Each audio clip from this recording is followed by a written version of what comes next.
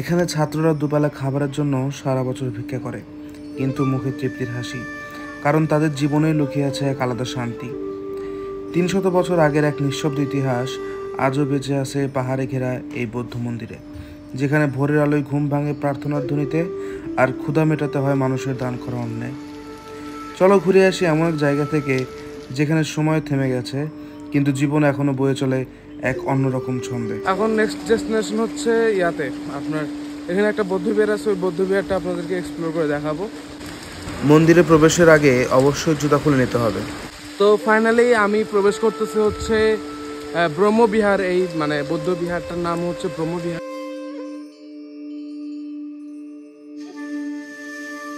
আমার পেছনে ঠিক দেখতে পাচ্ছেন প্রায় 130 ফিট দৈর্ঘ্যের একটি বৌদ্ধ মূর্তি, এবং আমি আজকে আছি হচ্ছে কক্সবাজারের উখিয়া উপজেলায় একটি বৌদ্ধ বিহারে। সো একজন বৌদ্ধ শিশু বা একজন বৌদ্ধ শিক্ষার্থী তার লাইফ টাইমে কীভাবে সে সব কিছু করে, পড়াশোনা, খাওয়া দাওয়া থেকে শুরু করে ইচ অ্যান্ড এভরিথিং আজকে এই ভিডিওতে আমি আপনাদেরকে দেখানোর চেষ্টা করব। সো চলেন শুরু করা যাক, এবং অনুরোধ থাকবে পুরো ভিডিওটা আপনারা না টেনে সম্পূর্ণ দেখবেন। ঢোকার সাথে সাথে চোখে পড়লো কিছু ছাত্র খাবার নিয়ে ঢুকছে।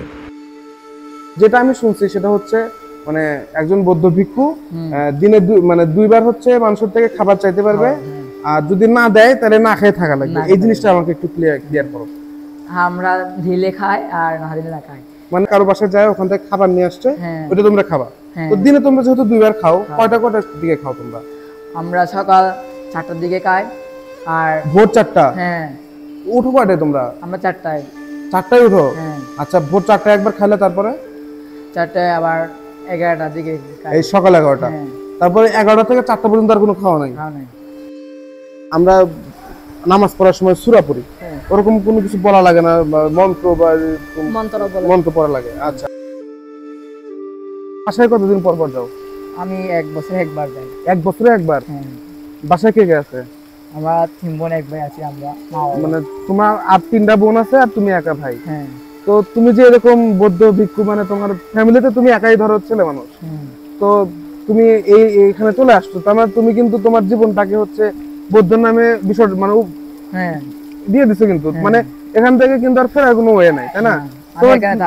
এখানেই থাকবা।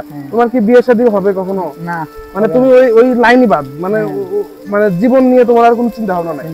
তো ধরো তোমার মানে বাবা, তুমি একাই ছেলে, তুমি মানে ছোট না বড়? হ্যাঁ, আমি সবার ছোট। তুমি সবার ছোট?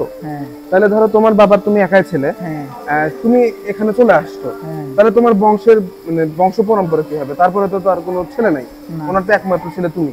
তাহলে সেই ক্ষেত্রে কি এই জিনিসটা কিভাবে তোমরা দেখো?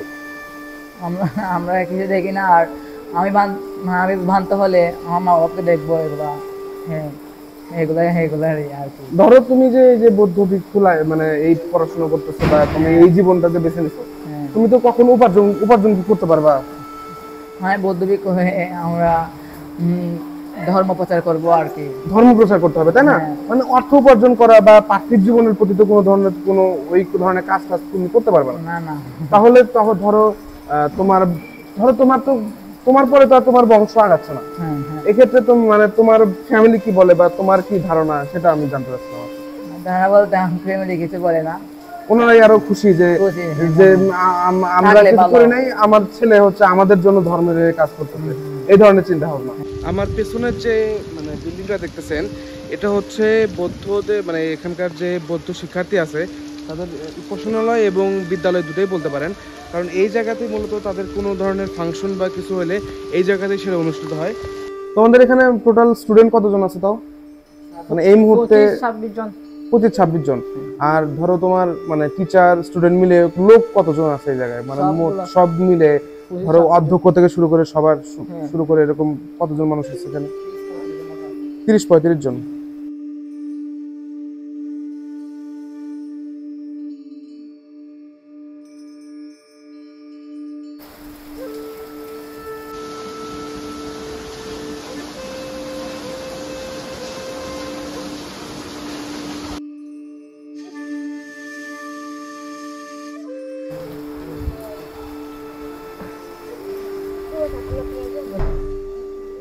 তোমরা থাকো কোন জায়গায়? এখানে থাকো নাকি মানে রাতে শো কোন জায়গায়? এখানে শো?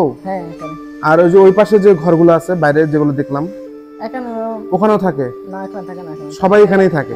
ধরো ওই এই বাবুটার যে ড্রেস আছে এর কয়টা ভাগ আছে এর ড্রেসের মধ্যে?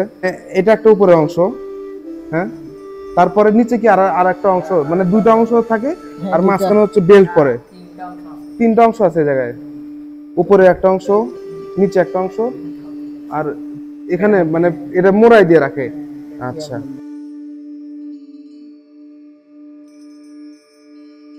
এই যে পতাকাগুলো আছে না, এই পতাকাগুলো কারণ কি? ধর্মীয় পতাকা আর কি, মানে এটা তোমাদের ধর্মীয় পতাকা? ধর্মপতি। আচ্ছা, এখানে কয়েকটা ধরনের পতাকা দেখলাম আমি, এরকম একটা কালার আছে, আবার এই যে হ্যাঁ। মাঝখানে মাঝখানে যেরকম আছে, তো এগুলো ধর্মীয় পতাকা? ধর্মীয় পতাকা। এটা হচ্ছে থাইল্যান্ডের, থাইল্যান্ডের, শ্রীলঙ্কার। ও হুম, মানে এক এক দেশের ধর্মীয় পতাকা তোমরা সবকিছু রাখার চেষ্টা করতে। চেষ্টা করছি। এনার যে এখানে মূর্তিটা আছে এটার কি কোনো বিশেষত্ব আছে? ধরো অনেক জায়গায় পিতলের থাকে বা এটা পিতলের আর কি। এটা পিতলের? হ্যাঁ পুরোটা পিতলের? হ্যাঁ। এটা কি?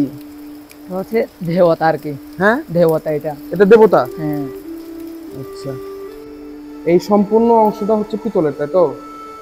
মানে সম্পূর্ণ সবগুলো মূর্তি কি পিতলের? হ্যাঁ। না শুধু প্রধান যে? সবগুলো পিতলের। সবগুলো পিতলের। হ্যাঁ। এটা কি তোমাদের প্রধান মন্দির?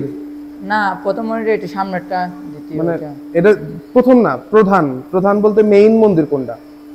মেন বলতে এখানে কিছু নাই, সবগুলো গৌতম বুদ্ধ, সবগুলো গৌতম বুদ্ধ। এই প্রসাদ সম্পর্কে একটু বলো, একটু আগে যাও।